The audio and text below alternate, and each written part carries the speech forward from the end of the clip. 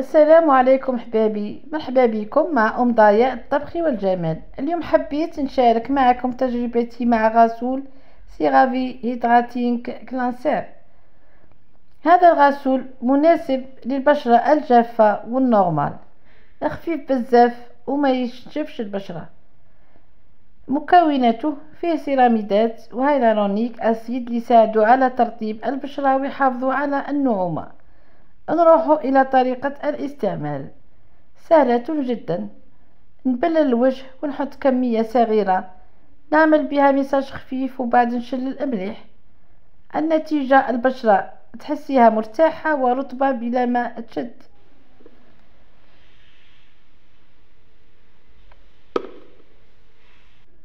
صراحة أنا عجبني بزاف وننصحكم تجربوه، خاصة البنات اللي يعانيوا من الجفاف. قولوا لي أخيرا في التعليقات واش تحبوا نشوف معكم في الفيديو القادم، وما تنساوش دعمكم وتشجيعكم، ونحبكم بزاف.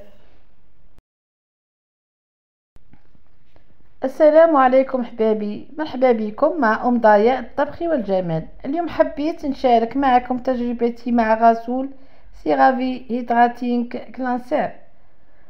هذا الغسول مناسب للبشرة الجافة والنورمال، خفيف بزاف وما يشجفش البشرة. مكوناته فيه سيراميدات وهيلورونيك اسيد اللي يساعدوا على ترطيب البشرة ويحافظوا على النعومة. نروح إلى طريقة الاستعمال، سهلة جدا. نبلل الوجه ونحط كمية صغيرة، نعمل بها مساج خفيف وبعد نشلل مليح. النتيجة البشرة تحسيها مرتاحة ورطبة بلا ما تشد.